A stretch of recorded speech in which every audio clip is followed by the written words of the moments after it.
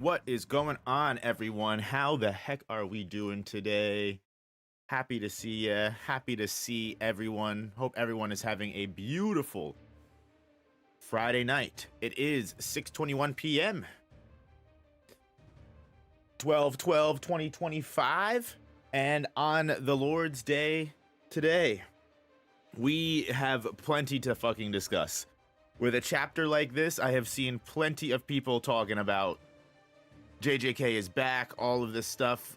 Prime time Jujutsu Kaisen hype has returned, and I am very excited, in my opinion, to talk about this chapter that we have, because it is genuinely a lot. But of course, as always, let's have a nice, simple, ice-breaking session, kind of wind into the discussion. Let's see how all of you guys are doing. Let me know what's going on with you guys. Hit the like button if you have not already. Helps the stream way more than you know. And on top of that as well, stream is always sponsored by Gamersupps. Gamersupps.gg/noop. Use my link, please, as well as my code NOOP for 10% off your order. If you've never tried Gamersupps before, please use my code anyway, and you can get some free samples. I am drinking some Acid Rain flavor right now. I got a new shipment coming my way, so I can get some new flavors for you guys to try, let you know how they are. But again, seriously, thank you so much to Gamersupps for sponsoring the stream. I love Gamersupps. Use my code NOOP, 10% off your order, and link is in the chat, pinned message. People jump to conclusions, questioning Maharaga one-shot when the last panel was him adapting to it. Come on, man, Gege is something special planned. Well, I think what it really is like, right now, so the cool thing is if you missed the stream the other night, you missed the live reactions and everything like that, and I've got to say it was absolutely insane getting like the live page updates and thinking that Maharaga genuinely did get one shot. Like, yeah, we got the last panel where we got the explanation on Deborah's curse technique, and then we also got the proof that Maharaga's wheel started to turn. Very obvious that you know Maharaga was going to adapt, but I mean, for a moment we still don't know how OP Deborah is. Or at least we had a pretty decent, like that was just like, holy crap. I think it's just reaction brain, probably, you know what it is? Especially because it takes a couple minutes in between every couple of panels.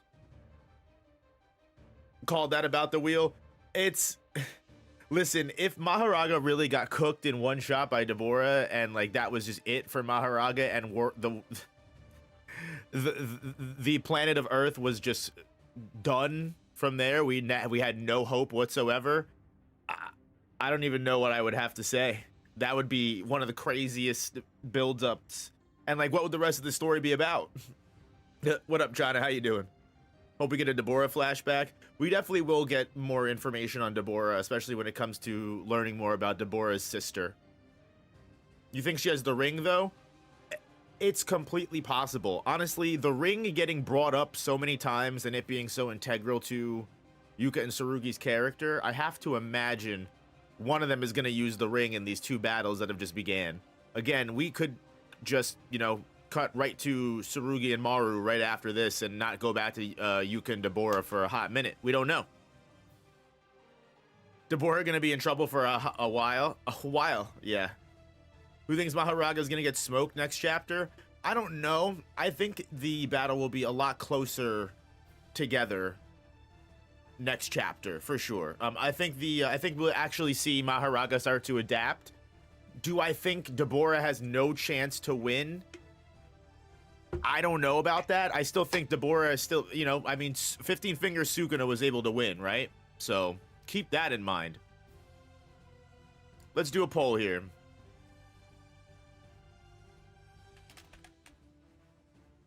Instead of doing how many chapters, we'll just do a general bet right now. Place your bets.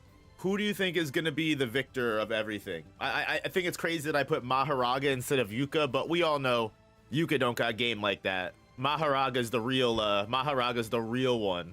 Deborah is him. You can tell exactly, China. That's what I'm saying.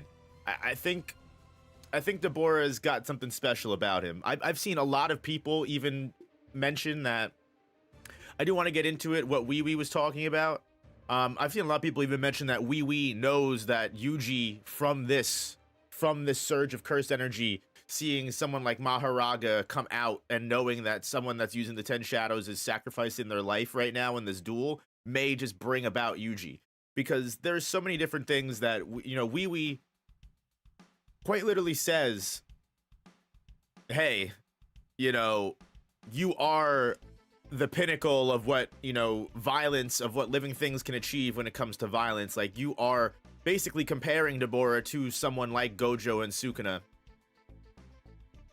And then at the same time, they say that, oh, you know, oh, you'll be satisfied for sure. Don't worry about it.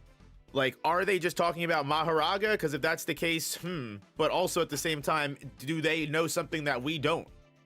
Will Yuji make an appearance and Yuji's the one that will satisfy Deborah?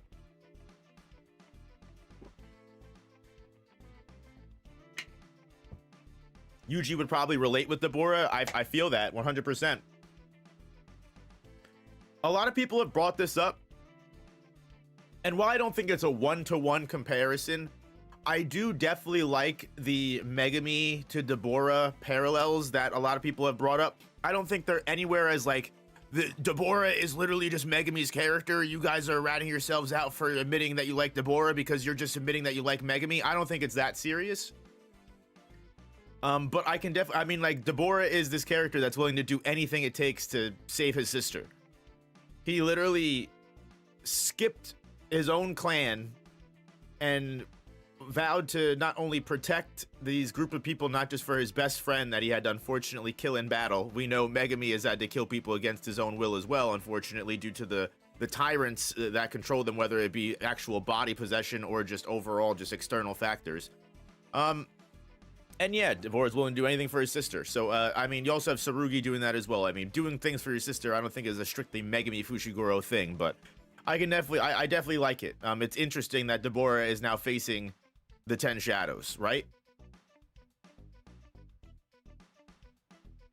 Not gonna lie, the 10 shadows reveal ain't it. Maybe I'm just biased. No, I think it, for me, it hit. It was really cool to see, because you want to know what it is I like, for one, while it would have been cool, I agree with a lot of people where it would have been cool to get a whole new technique in general. See Yuka have her own thing. Ayo. Thanks for showing up. Love you. But at the same time, I like the way that Akutami's writing put everything together. Like, it was just done so masterfully. He didn't show Yuka mostly at all. And I even brought this up on a couple of different chapter reviews, right? Where I'm like, Yuka hasn't showed anything. Why is Yuka not fighting? Why are we only seeing Tsurugi do things? You know, Yuka is just in the background. She got brain cancer. And then everyone's like, oh my God, you know, are we never going to see this character and what their curse technique is? And then now we get the reveal of the 10 shadows, and it's one of those things where it was always there in front of us. And I do really think that that's cool. Did you see the edit of Dora looking like Yuji? I did not. If she had her own technique, she'd get one shot. Depends on the technique. Like I said, I don't want to say that, like, I don't like the you know, the 10 shadows reveal. I do like the 10 shadows reveal. I'm just saying, like, at the same time, like, I also would have appreciated alternate routes to the story. I'm pretty open-minded when it comes to writing like that, genuinely. Like, I sometimes I'm not always like, this is what needs to happen for sure. Like, as long as it's able to be done in a cool way, I'm 110% cool with whatever an author wants to do, even if it's weird, even if it's zany. I don't know how to feel about Modulo with my current thoughts on the OG JJK. I don't know. I love Modulo. Modulo has been hitting for me, especially I think, funnily enough, I think from the moment we got over that hump of the shark guy and the tiger chapter, I think Modulo has just gotten better and better and better.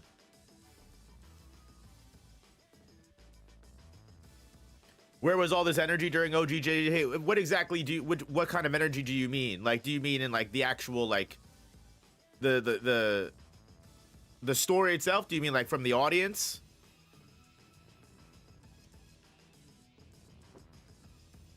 Not from you, but from Gege? the story, it was always there. I mean, Akutami's writing has always been there. Akutami's writing was always of this level. Nothing has changed. Absolutely nothing has changed. The difference is Modulo just doesn't have as many fight scenes that are also intermixed in between the writing. The Modulo is strictly held up just by its characters, its dialogue, and its writing wholeheartedly. Whereas JJK was much more of like you had the battle shown and the fast pacing of getting to the battles as fast as possible, right? Just wish the culling game was longer. So I can definitely understand that. I think the culling game could have been, you know, a way longer. I definitely think the culling game could have been way longer. The one thing I will definitely say is, as a Bleach fan, I know what it's like to also take like 200 chapters to make sure every single character gets their due in your final arc, and sometimes it's just not always worth it in the pacing wise. Like, how long is that, without spoiling anything, hold on, let me look it up. How long is the fake Karakura Town arc in fucking Bleach? It's so long, and eventually, like, reading that week to week, like, it's just weekly fucking fatigue. 316 to 423 is insane.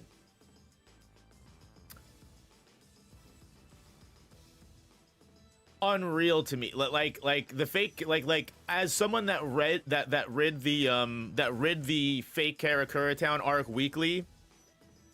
Fake Karakura Town was rushed? Absolutely not. I don't even know if you can actually say that. Fake Karakura Town was so long.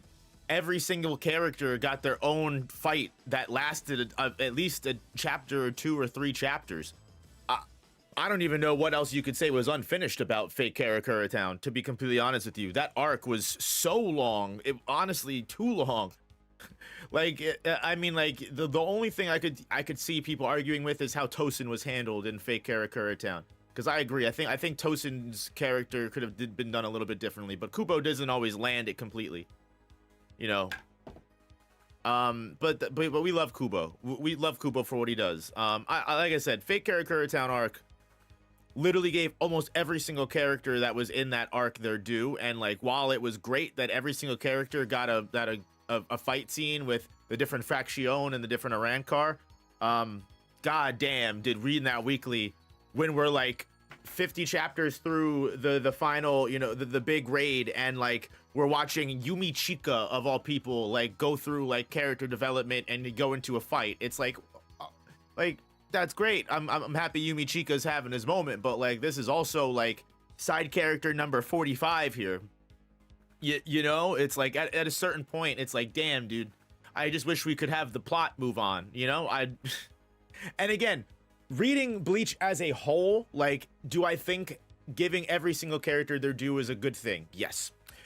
Again, it just doesn't make for that great of a weekly experience, but that's the tragedy of weekly experiences, you know, unfortunately. Some people are even saying nowadays, I've seen that people just don't even want weekly manga anymore at all, which I would be interested in sitting at the table for that discussion. I don't know if I would wholly subscribe to that. I would be very interested in seeing that. So anyway, guys, we have a chapter to go through and dissect and kind of just overall talk about. We had the spoiler summary go completely through, and was definitely a crazy chapter, but now that the hype is kind of settled, and now that we have, you know, a typeset chapter where we can kind of go over and fully, you know, dissect the dialogue and everything like that, I do overall want to do a full review. You guys know the drill. We're going to go ahead. If you know, you know. Real ones know. But we're going to go ahead. I'm going to go through the chapter. I'm going to go through some of the different things that happened in this story beat, and what ultimately we can expect from the next chapter. Really try to dive into all the character moments, dive into, you know, what we can potentially expect. I am fucking excited.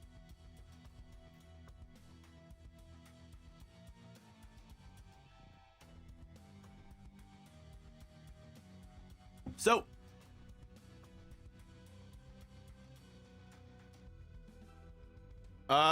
answer this question before we get started. Was the premise of JJK Modulo what you expected from a JJK sequel? No, not at all.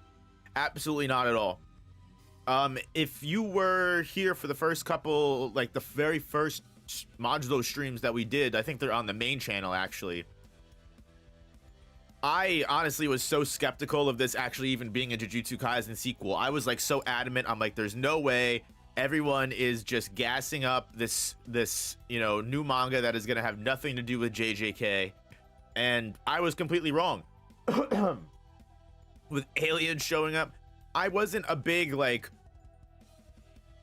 hater of it. Like I said, I'm very much like very open when it comes to stories, especially when it comes to Gege Akutami. I don't, whatever you want to say about the ending of Jujutsu Kaisen, Gege Akutami as a writer earned my respect from just multiple different things that occurred, like Higuruma, the way that he does characters, the way he does certain things, and the way that he does his plots and his stories, I enjoy heavily. And all the interviews and data books that I've read of Gege, absolutely love him as a writer, as a creative type. So I'll read whatever the fuck this man does for the future on. I know some people consider that a controversial statement, but he's earned my trust. Yeah,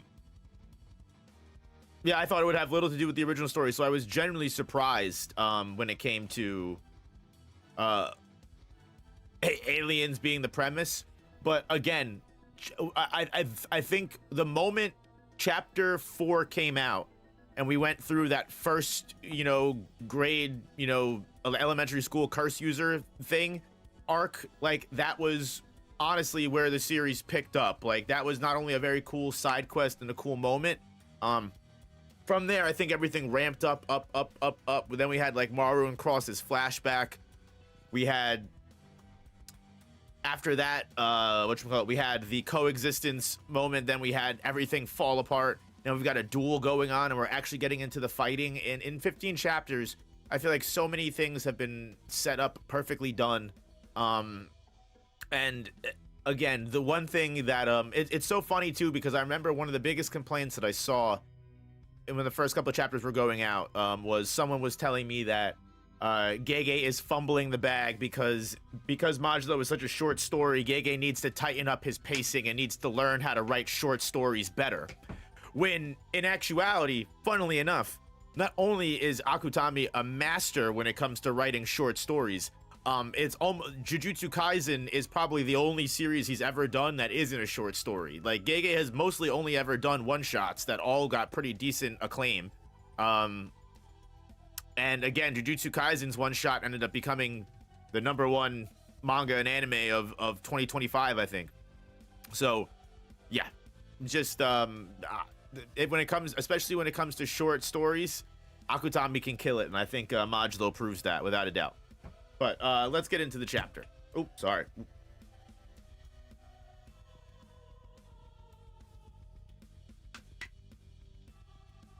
If you haven't already, make sure you please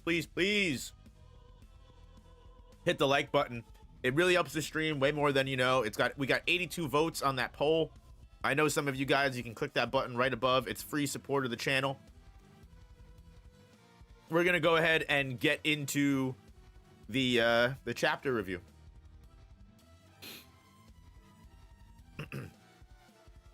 No, I was hoping, why didn't you just open in photos? Ah, man.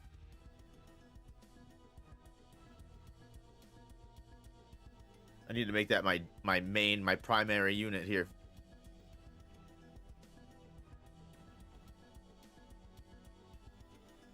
All right. Yeah, so I've got to be honest with you. This was probably the best chapter of Jujutsu Kaisen Modulo that we have gotten in its short run. And I'm sure it's only the beginning of the climb up the mountain, because to be completely honest with you, I think since chapter 4, after getting over the hump of that random shark tiger chapter that does, funnily enough, just have so much to do with the story as a whole now that we know after having all of that time to let everything sit in. Now that we are actually on the day of the duel with Yuka and Deborah, facing off against what is most likely going to be the fate of the Earth itself. And the chapter starting off with Yuka just having to get put into a wheelchair because she can barely stand as it is, knowing what Tsurugi told us last chapter, and knowing for a fact that Yuka has just been hastening her brain cancer and reducing her lifespan even faster than it should have been, because all of that will most likely give her the kind of cursed energy and power that she needs to survive this duel and carry on and fight for her people. The fact that her brain cancer has gotten this far shows that she has really done so risky of a vow that she's on her last couple of moments here. And if something happens where Yuka ends up dying before the final strike ends up going off because her cancer ends up taking her out before she can deliver that blow, is going to be one of the most heart-wrenching things in the world. But don't let me put that into the ether just yet, because I've got even more sad things to tell you when it comes to Yuka's appearance and everything that she does in this chapter. Because it's just, what absolutely kills me, I think, is knowing that not only is she barely able to stand, not only is she barely able to even see, but because her vision and her brain and her mind and her state of mental state have just deteriorated so far, she literally thinks Mino, who she knew was just there beside her a couple minutes ago, is quite literally her older brother Tsurugi.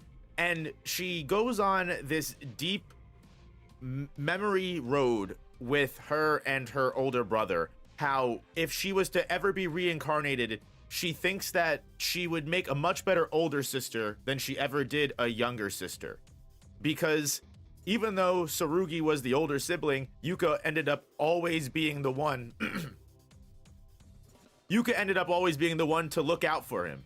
Yuka ended up always being the one to teach him how to do his homework, to show him all the special cheat codes in video games, and even giving him the first snack, going easy on him in fights. And she admits that despite the fact that Tsurugi made a pretty piss-poor older brother, she clearly cherished that time with Tsurugi, to the point that she didn't even want him to see her off on what is going to be her final day, most likely. Because again, if the death vow that Tsurugi claims Yuka has made is correct, whether Yuka wins or loses this duel, that's it. That is going to be the end of her life.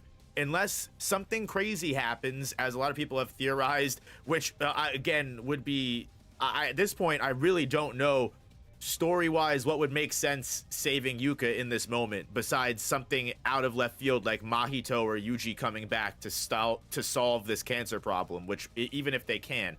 But regardless,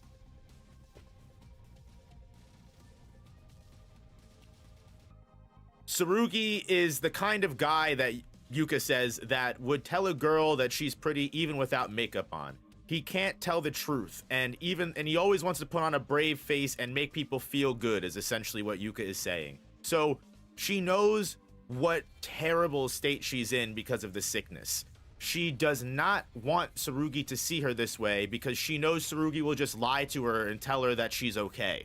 And she does not want that kind of sympathy. It's what she's never wanted, and it's why she withheld that information from Tsurugi, but was more than willing to have someone like Cross accompany her to all of her doctor's appointments. It's because Tsurugi, despite always being there for his sister, in certain ways, like, for example, she brings up when she wanted to save one of her friends when she was younger from a curse that was so weak it didn't even get a grade. But even though she went on her own, Tsurugi showed up and helped her through the situation.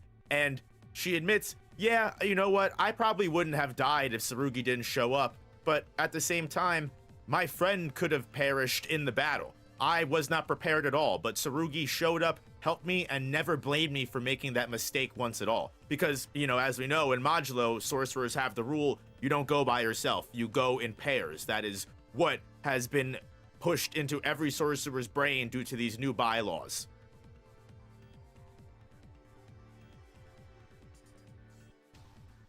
And while all of this is going on, Mino can just sit there and cry, knowing that they have essentially set this girl up for failure. She can quite literally do nothing but die at the end of this road. And he knows that this girl at the age of 16 is essentially giving up everything so humans can live. And it is something that is not only extremely sad, but if you think about it, extremely ironic, because we know when this whole story started, both Tsurugi and Yuka wanted nothing more than to become their grandparents. Tsurugi wanted to become Maki Zenin, and Yuka wanted to become Yuta Okotsu. And ironically enough, Yuka giving up her life, just like Yuta almost did in the final battle with Sukuna against Sorcerer Satan, is essentially giving up her own life to face off in a final duel of sorts with what may as well be Alien Satan.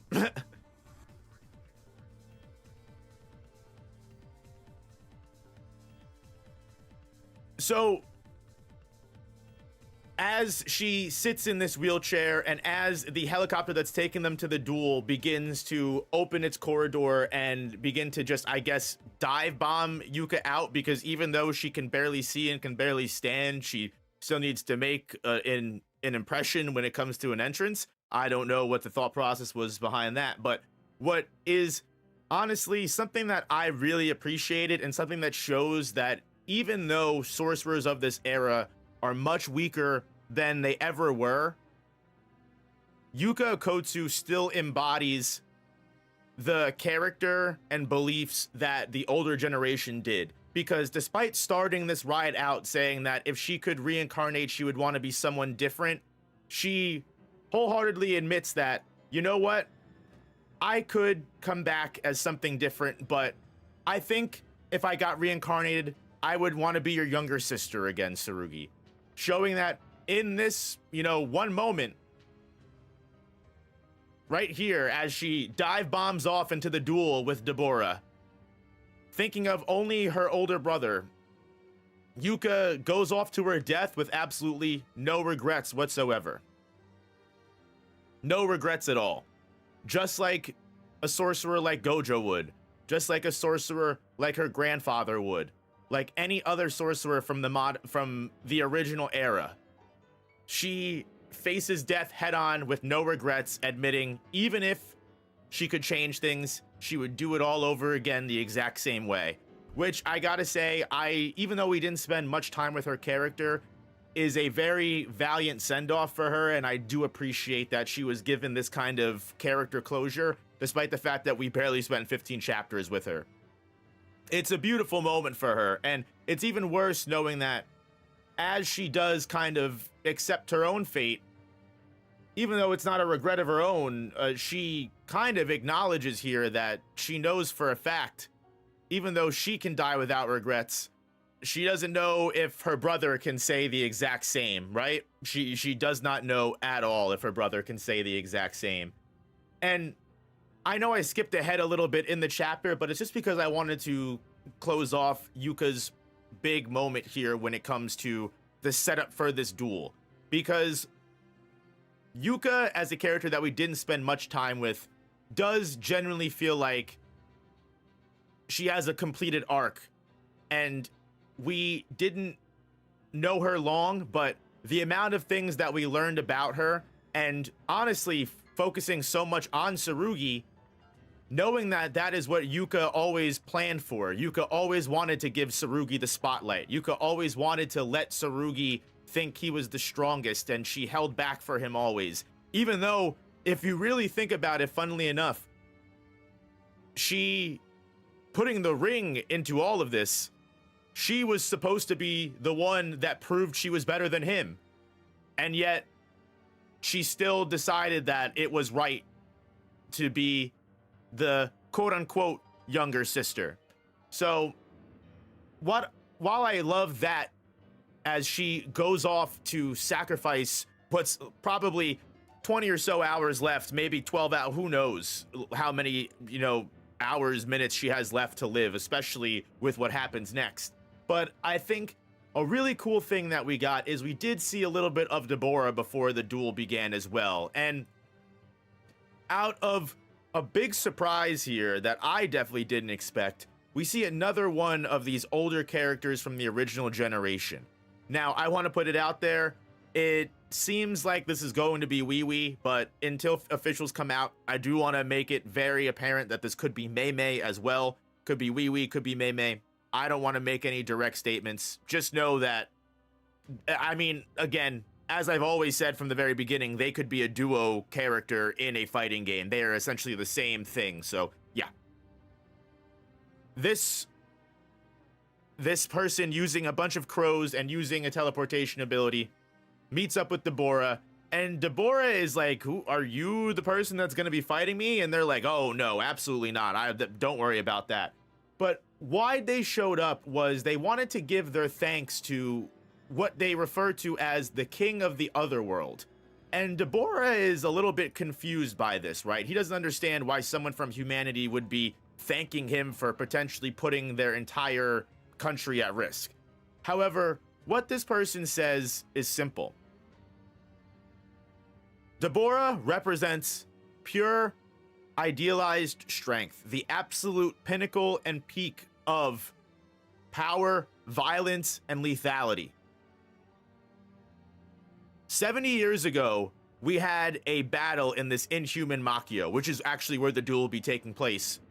And 70 years ago, the cursed energy and the power and the battle that occurred was the absolute peak of everything human beings, living beings in general, could accomplish to make themselves strong.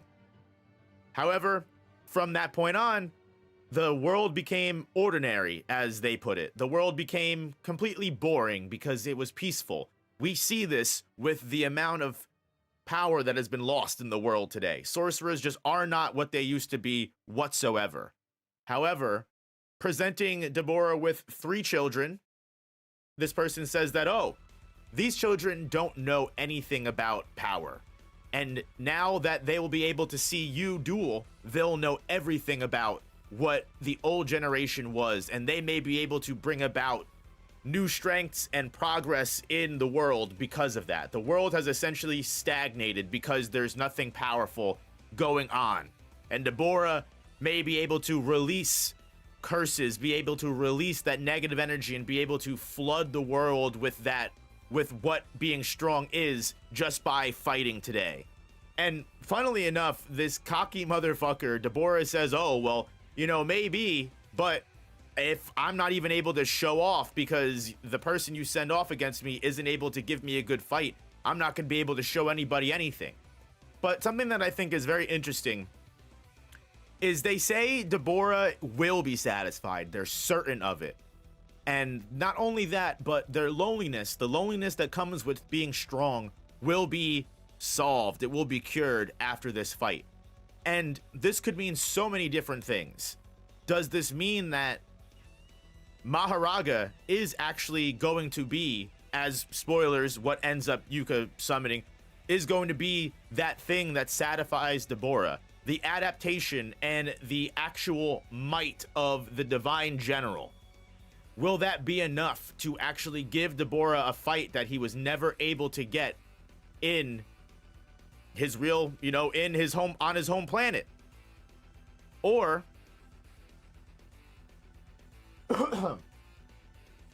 is Deborah quite actually a Gojo Sukuna level threat in which he will be able to just purely decimate Maharaga and completely destroy any chance humanity had of fighting against the Sumerian people?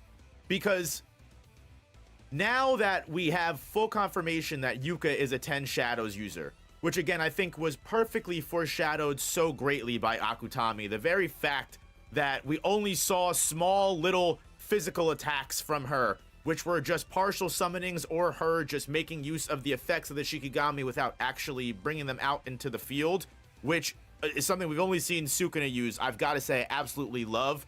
And knowing that instead of even bothering to fight Deborah, she immediately just goes to summoning Maharaga against him.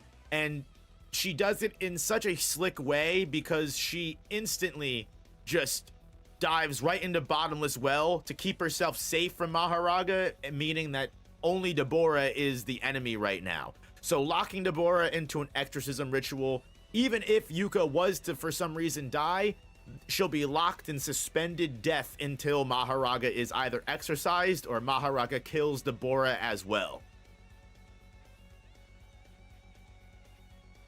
Now, based off of what happens, for one, Deborah is shocked at first, but immediately attacks without relent and summons his curse technique to impale Maharaga from almost every angle and basically kill it. If Maharaga wasn't, well, Maharaga and wasn't able to just adapt, this probably would have been the end. This would have been the death and the loss of humanity, because Deborah's curse technique, something that I think is very interesting. The name of the curse technique we don't get, very similar to Sukuna, funnily enough. Now, it's not for the same reason as Sukuna, because the difference is the word is something we quite literally cannot say. There's no earthling equivalent to the word that is used to describe Deborah's curse technique. Very similar to, you know, words in like Portuguese or words in Japanese or words in German that don't have English equivalents. They can only be described in multiple words, not just one. That is probably Deborah, what his curse technique is named. And it quite literally gives full mass to his killing intent. Actual bringing his murderous desires to physical incarnation, combined with, as referred to as light in quotes. Is this actual light? I'm going to imagine maybe not. Light is in quotes. We're gonna have to wait and see what the officials do say. However, the fact that Maharaga was able to survive and adapt to this means, at the very least, it can't be all overriding and obliterating and encompassing like Gojo's Hollow Purple and Sukuna's Fuga. Now, obviously, this could have just been the beginning of Deborah's attacks. Like, Deborah could still have plenty more to offer in this fight. But it is important to note that his base curse technique doesn't, at the very least, outweigh everything that we have seen before. He is still, for as alien as Deborah seems, the fact that Maharaga was able to adapt to his curse technique and will be able to grow and continue the fight proves that he can't be too far off from human. You know, he can't be too far off from a living being. He can still most likely die, which is all that needs to happen. Will he actually survive? That is, you know, that remains to be seen. That remains to be seen.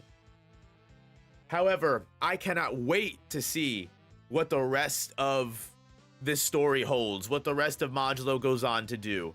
We still have Maru versus Tsurugi to get back to, and if Tsurugi wants to stop this duel and let Yuka live for as long as she can outside of it, then he needs to hurry up very quickly.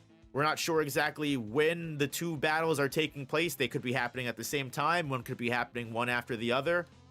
But I will say, I think I loved Yuka's characterization this chapter, and it really filled the void that she had been leaving the last couple of story beats.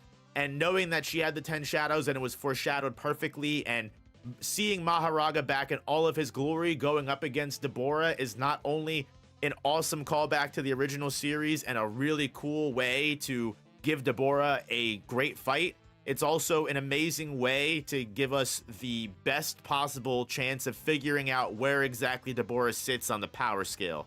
But until we get that next chapter, thank you guys so much, and hit that like button if you haven't already.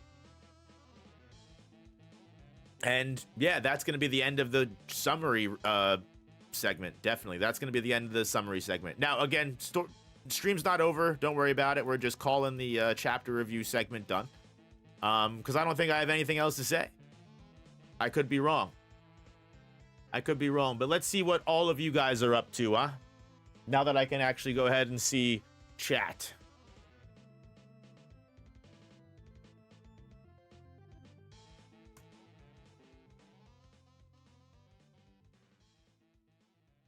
Wait, that's the end of the chapter? Yeah, the end of the chapter ends right on the adaptation.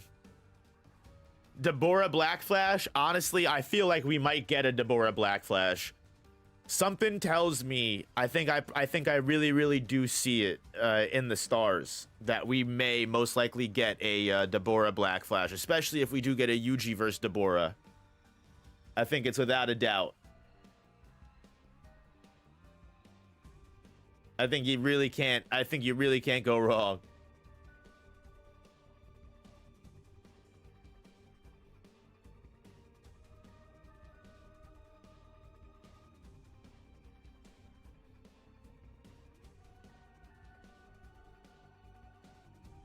You think Modulo will end in 30th chapters? Most likely. I think definitely with the pace that we've been making, we will definitely probably be hitting the 3-volume, if not 4-volume limit for sure.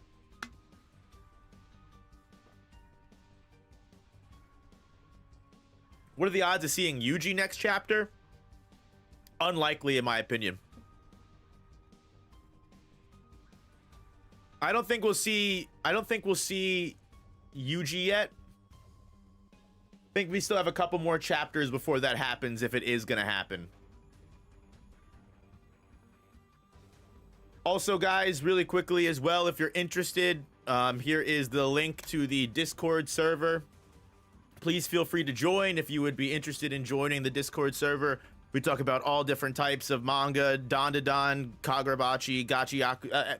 Talk about everything in the Discord. So if you want to join the community, please feel free to join the community. Link is in chat. Again, if you want to talk about this chapter further, going on, everything like that, guys. So please feel free to join the Discord. Link is in chat. Link is in chat to the Discord.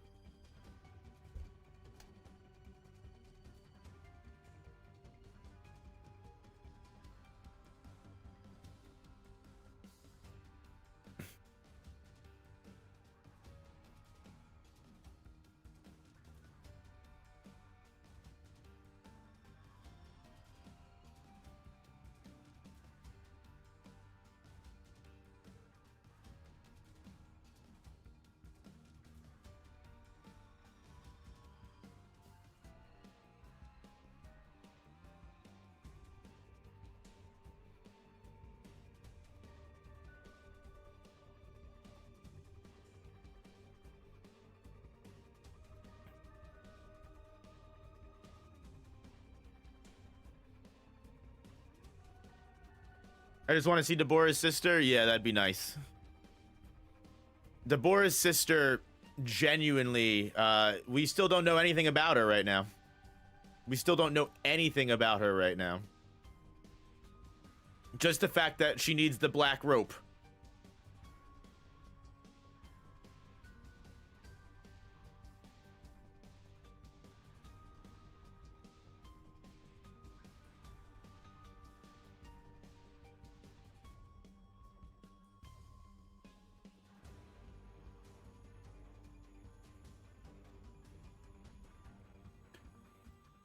What's the best aspect of Modulo so far? The story, without a doubt. The story has just been so good. The way that Gege has really developed the characters and built up the plot of the world is fucking awesome, in my opinion.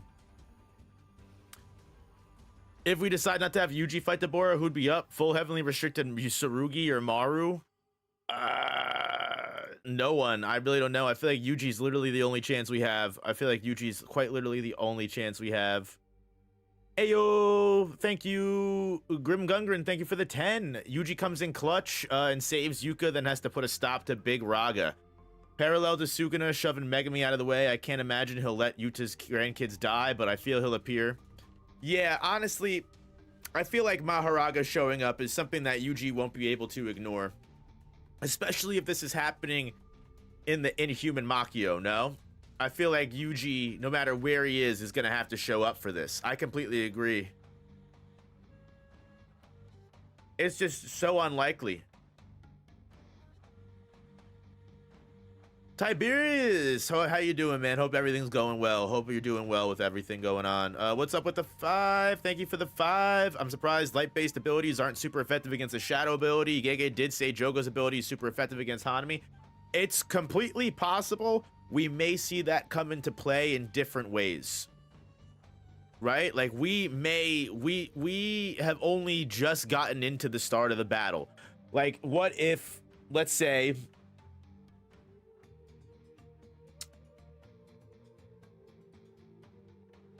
I'd hate to say this, but what if Deborah actually can't beat Maharaga, right? And then Deborah goes, well, I can't kill you, you know, I have to, you know, shine the light and kill Yuka in some way. I mean, she'd be in suspended death afterwards, but still, I think knowing that it's quote unquote light, might come back in a very important way. But also, in other ways, on top of this, right? You also have situations like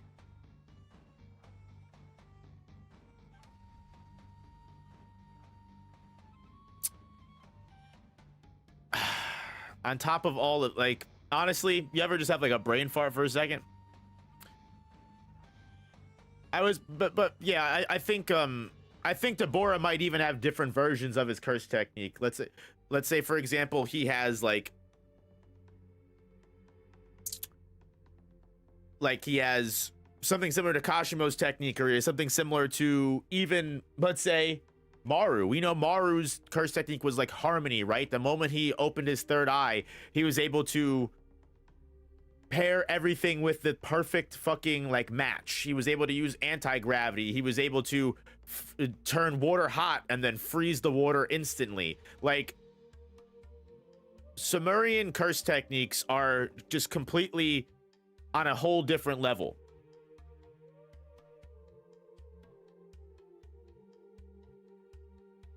Wasn't light and whatever supposed to be Hana or Angel's technique?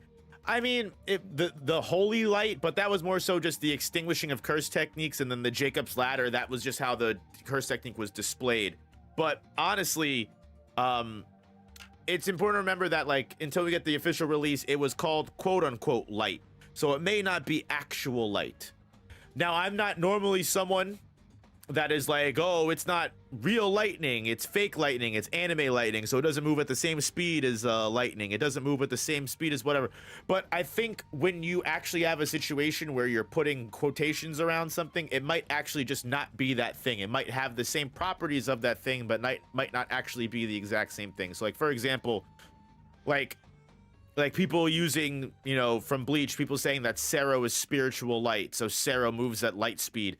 I don't think so. I don't think, like, spiritual light, like, again, like, it's not, I feel like calling it spiritual light in general, you are immediately, you know, defining it as something different. Light can't have mass is also important.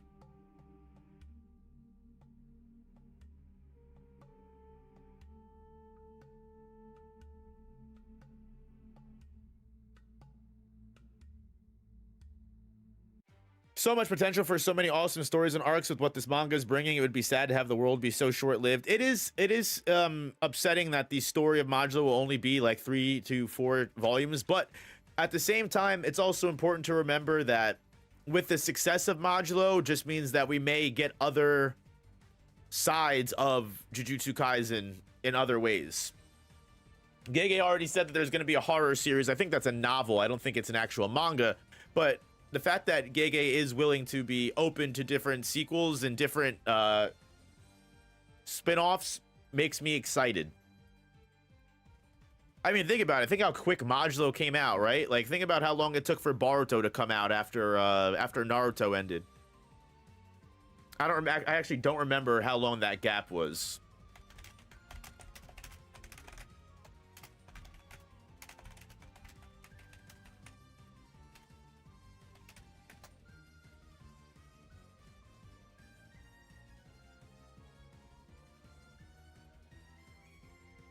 Eh, 2 years.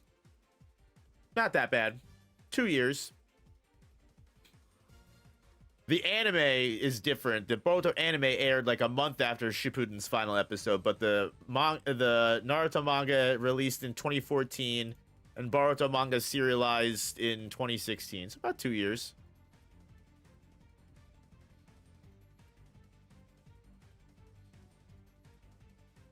Think Modulo was like top 3 in Manga Plus? Oh yeah, Modulo would be getting people reading it for sure.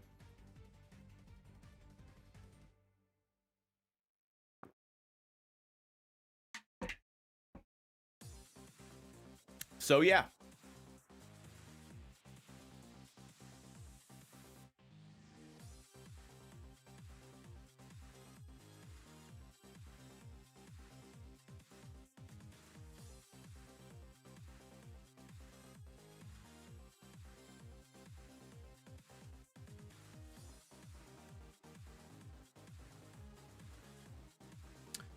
That is that. What else? I mean, I did want to talk a little bit about Deborah, but I think maybe I might wait.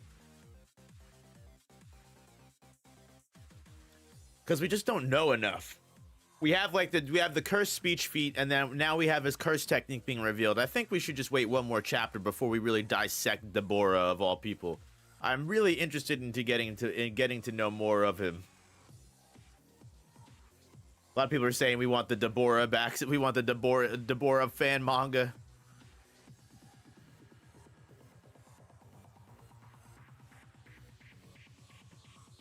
Deborah Talk could be its own video one day. Oh, for sure.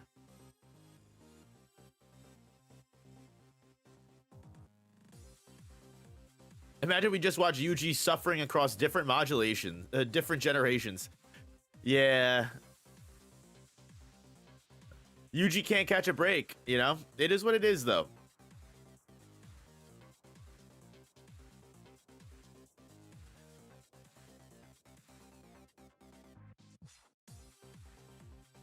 Every new chapter, every new spinoff is an opportunity for Gojo to come back. Ah. I love the enthusiasm, honestly. Respect it, even. I really do.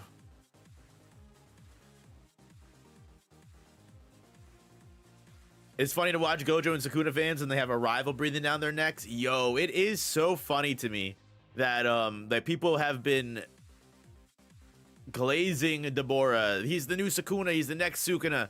And then when it came out that Deborah was his own character and he wasn't Sukuna reincarnated, the moment he starts doing cool shit, everyone's like, yeah, all right, but, you know, Sukuna could do it too. Yeah, you know, Sukuna could do it too, though. And it's like, damn, bro. We were just glazing this guy for months. Now he starts doing stuff, cool stuff, and now we're trying to downplay him?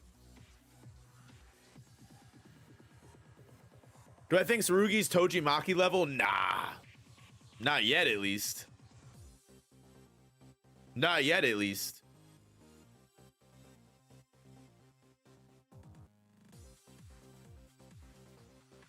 I'm curious to see what the Sumerians, if the Sumerians have domain expansion. I'm very interested to see if that will be the case.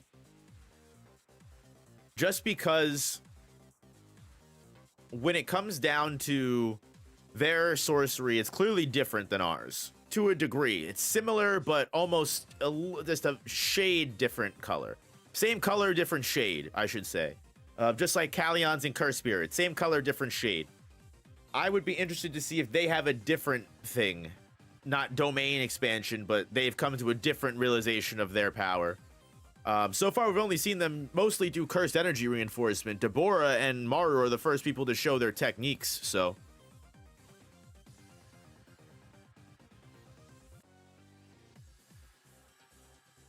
But can Deborah bypass infinity? Listen. With that curse technique, quite possible he might be able to. If he's able to just give his murderous intent physical form, and he can combine it with quote-unquote light, I mean, light would get through infinity. We would need more explanation on how Deborah's curse technique works, but I wouldn't count it out yet. I wouldn't count it out yet.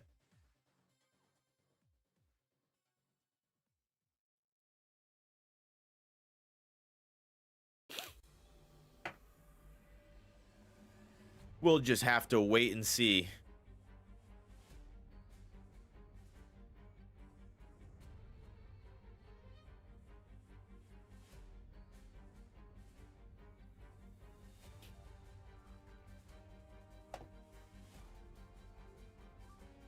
Yeah, the Modulo has just been great.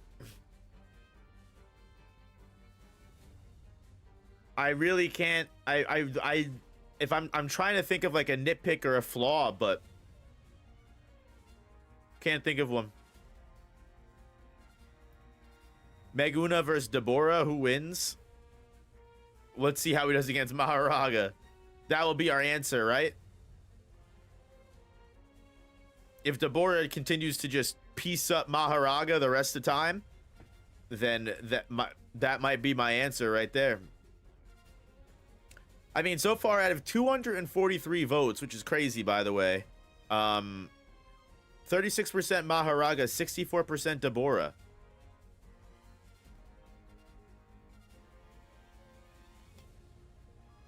Not bad. Maharaga's got shooters out there, all right? Clearly. I did not expect Maharaga to do so hot in the poll.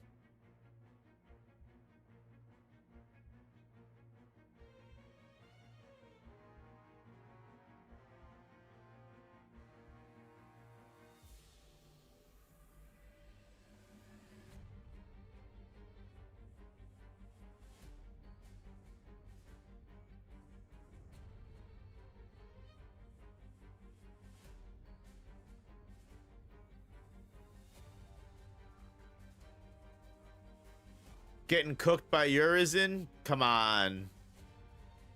Get some motivation, Coconut. You can do better. Dante must die as unforgiving? Yeah, you're not wrong. Shinjuku Maharaga versus Deborah? Listen, we don't know how strong this Maharaga is. Streets keep saying that this Maharaga just retains all the experience of all the previous Maharagas, which is crazy. Maharaga beat Yorozu. That is pretty OP. That is a pretty OP feat. Maharaga gets the Jogo effect for sure. Maharaga's strong as fuck and would probably kill a large portion of the series. Same with Jogo. Jogo would also fuck motherfuckers up.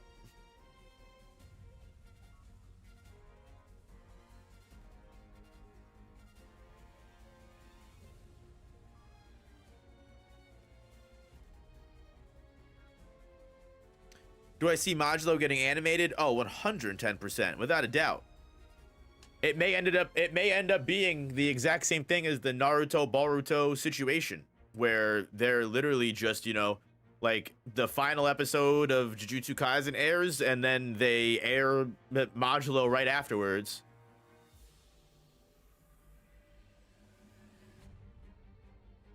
It wouldn't surprise me. They could also get OVAs. Yeah, could also get OVAs. I doubt it, though. You know for a fact they're going to milk that shit to the ends of the earth.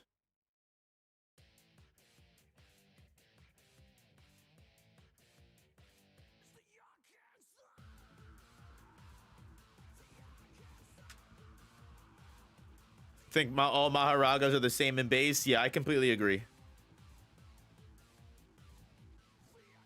I think every 10 Shadows user starts fresh.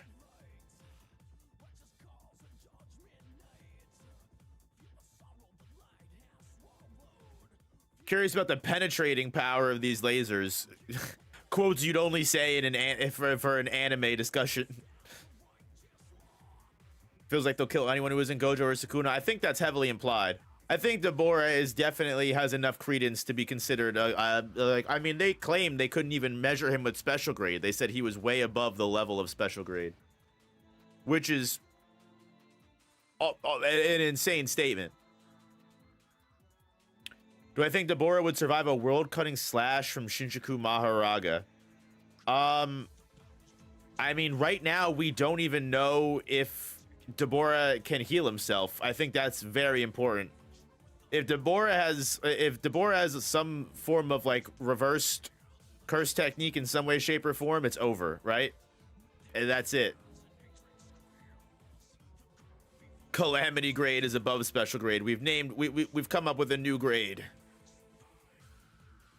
Sumerians haven't been, yeah, the Sumerians haven't been stated to have an RCT. This big nerd with the finger up emoji right here.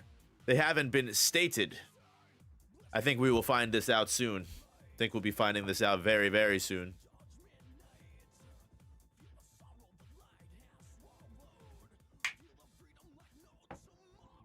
Gojo and Sukuna are definitely a high, like a level above the other special grades without a doubt.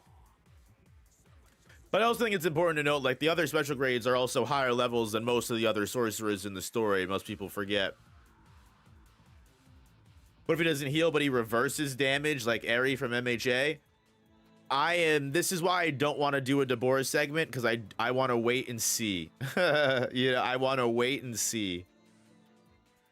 If they had reverse curse technique, Cross wouldn't be on Death Watch. Yes, but also at the same time, that just might be no one has output, right? You can have RCT and not have RCT output.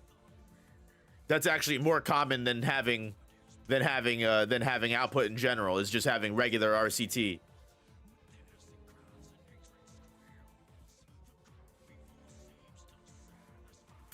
Don't even think they have domains. It's quite possible they don't. That's why I want to see more of them. Their society developed completely different than ours. While their Roluka, or whatever the fuck they call it, is basically the exact same thing, it's clearly been developed in a different way entirely. Yep, maybe the barrier techniques work different. Gojo's RCT output was terrible. I don't think Gojo was able to output RCT. I think he was only able to heal himself. I think the only person that was able to output RCT was Shoko until Yuta. And then Yuki was revealed to definitely have output RCT in the Culling Game movie. So Yuki also had output RCT. That's 3 people. And Sukuna, yeah. And Sukuna can output RCT.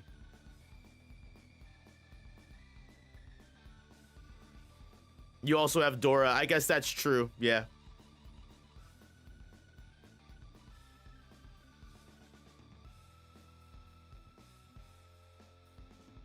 Very true.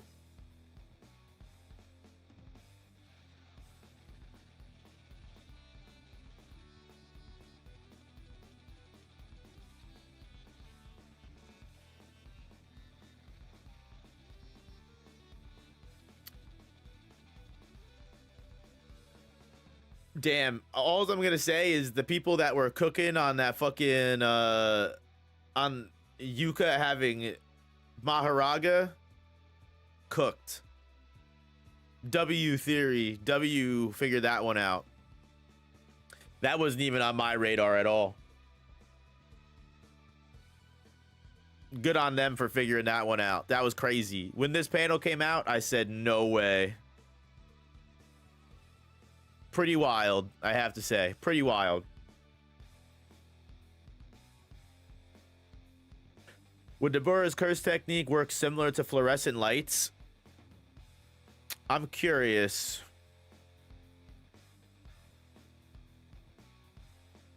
I remember that theory getting hit with the JJK fans can't read. Yeah, well, what else is new? It's always funny to me because the people I hear use that phrase the most are usually the people that end up being wrong about shit all the time. Although I can't act like I haven't said that before. So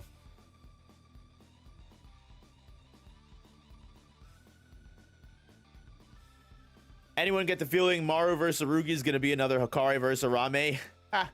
Nah, absolutely not. I think that fight needs to have some level of satisfying conclusion. Like, I will say though, it wouldn't be out of left field for me to think that, like, when we do, let's say for example, we actually do spend the next 2 chapters on Yuka versus Deborah. And then, like, chapter 18, 19, we come back and their fight is, like, they're kind of both winded and tired and bloodied, and they're, like, they talk out their issues. Like, is that in the cards? Maybe. I think, I know people would be fucking pissed about that, though. But no, I think Akutami will give us, at least a chapter worth of them fighting and yelling about their problems to one another. Excuse me. Just because I think with the way that Modulo is, something tells me Modulo's not going to have many fights. So it will most likely be very important for Yuji and Gege to like make the most of the fights they will have, right? Think about it. We're already almost halfway through the series, and these are the first fights, real fights. I mean, we have like the fight against the grade 1 sorcerer, but these are the first like character-centric, story important, like integral battles that the plot is relying on. So I both of them are. Yuka and Deborah is more so, in my opinion, but at the same time, I think Maru and Tsurugi is still an important fight for their character work. I think that's the only reason why I'm pretty sure we'll see a decent amount of it, is because I think both Maru and Tsurugi need this fight to overcome the obstacles that have been put in their way to some degree. However they find that solution between them, I'm not sure. But yeah. I think their fight specifically needs to happen for their development.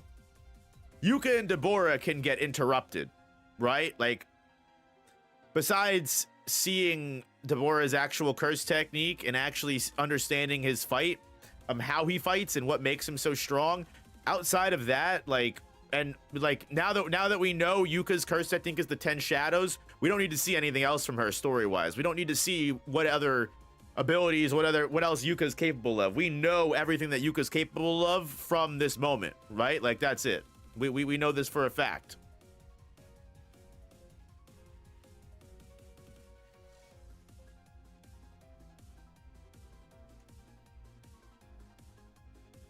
Oh, wait, hold on. Camera turned off. Okay. Except Funeral Tiger. Yeah, you know what? Yuka might be the best way to expose Funeral Tiger. I'm lost on the status of Megami. I thought it was said in an earlier chapter he died to a low-grade curse. Megami's status was never brought up in Modulo. That was a fake meme panel that people have been passing around. And I've just got to say,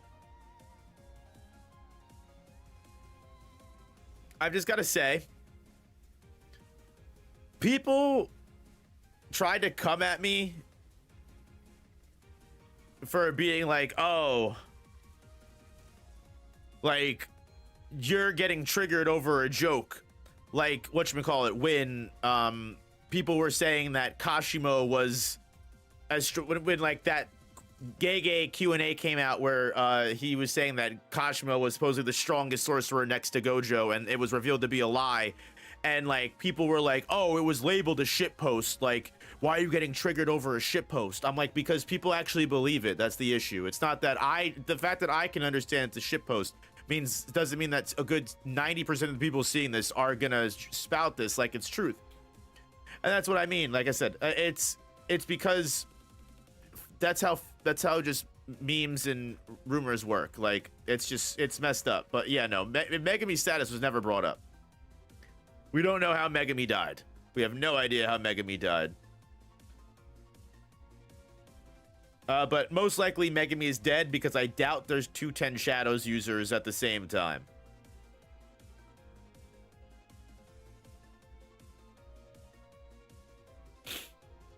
Deborah JJK versus Deborah DBZ. Right now, my money's on Deborah DBZ, who is fucking swinging and throwing hands with Super Saiyan 2 Gohan, but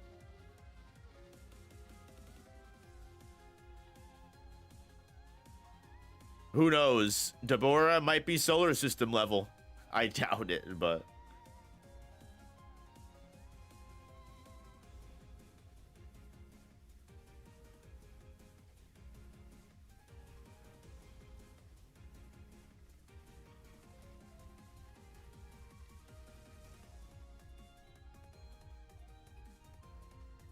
Deborah gonna hit that solar flare. Ha!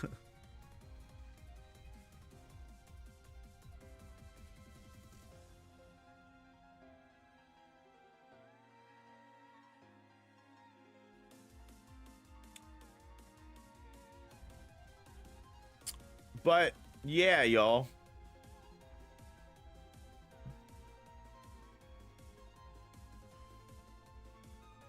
I think this was an awesome chapter.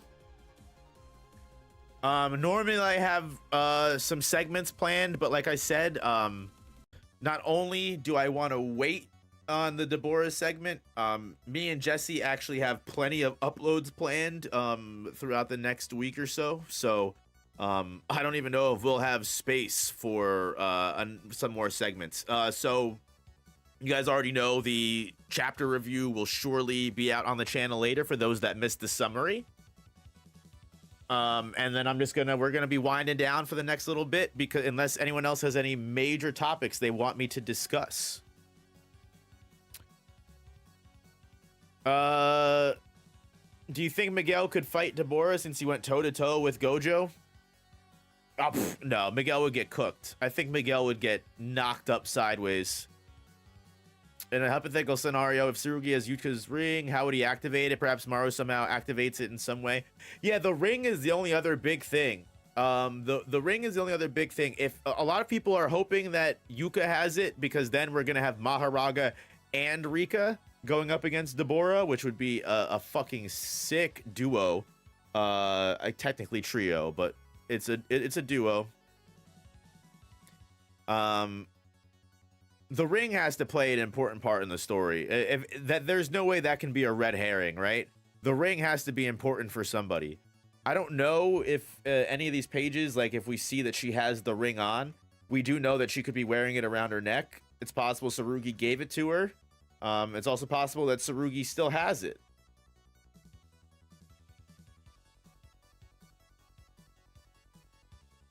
Yuka gonna be the new Rika? So I have a new theory, actually, funnily enough, which I can end off on, which is, I think the main reason that the ring was taken away from Yuka, and I said this on the spoiler reaction stream, was I think it's very interesting that, funnily enough, talking about parallels, we know that when Yuta was gifted the ring by Rika, it gifted the ring shortly before Rika was hit by a car, died, and then that promise that they made, and the love that Yuta had ended up cursing Rika.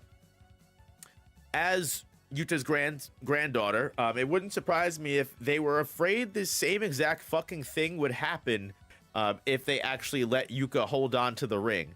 Because remember, funnily enough, Yuta, right before he dies, talks to Yuka, and, you know, you're my favorite grandchild. Oh, you're my favorite grandpa. I love you more than anything. And they have that moment. And then Yuta gives Yuka the ring. And then what ends up happening? He fucking dies. And then they take the ring away from her. I think they either don't want the same thing to happen again. They don't want Yuka to curse Yuta with the ring, because the ring might already be predisposed as a cursed object in some way, shape, or form, just to be safe.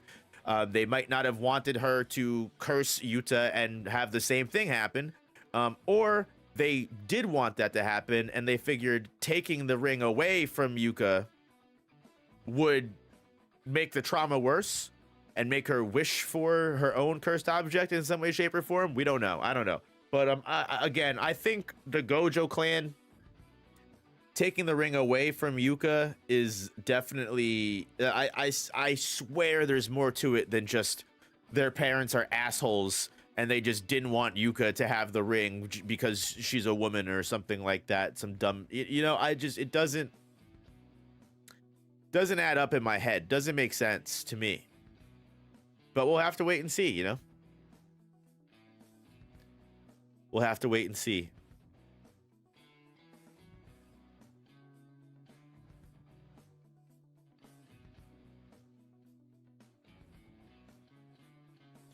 So yeah,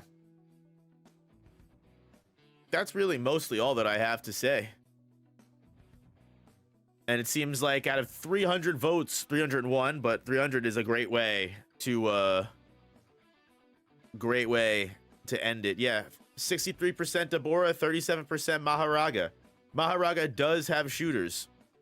Merry Christmas, dude. Love your videos and reviews and look forward to them all in time. Stay safe. Hey, Merry Christmas, brother. Thank you so much. Appreciate that. You as well. You as well. Stay safe out there. It's a wild, wild, wild world. I bet you might be using the death binding vow you to use from JJK0. That would be a really cool callback. Or the ring could tame Maharaga since Rika stores techniques.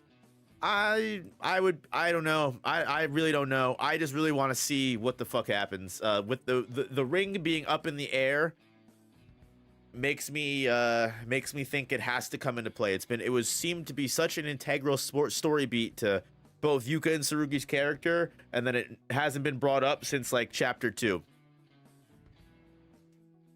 So seeing a Rika Maharaga tag team would be fucking wild. Would be wild beyond belief. But yeah, everyone. Thank you all so much for, again, showing up and hanging out with me. I genuinely, as always, appreciate everything that you guys do to support, whether it be hitting the like button, subscribing, hitting the hype button, whatever you guys do, just hanging out, watching. As always, like I said, if you haven't already, please join the Discord. Helps the stream way more than you know. Or if you want to continue this conversation with me or with anybody else in the community, please feel free to join the Discord. Again, we would love to have you. And as always, the full chapter summary will be up later in the night. So you can definitely look forward to that if you missed the stream or you're just coming into the stream late. And I have to say, I'm excited for next week's chapter. I will be doing another spoiler stream reaction stream, so look out for that Wednesday night if you'd be interested in seeing those. And yeah, Kagurabachi, Sakamoto Days, Dandadan, Gachiakuta, and Chainsaw Man out this week as well. So look forward to that. I heard Kagurabachi was a wild chapter. Again, y'all, if you haven't hit the like bucket, hit the like button, damn it. I can't even get it out of my, I can't even get the words out. I'm fucking up. Nah, but y'all, I love and genuinely appreciate every single one of you guys. You're all great people. And I hope you have a good rest of your day. Peace, hugs and kisses, and stay safe out there. Peace.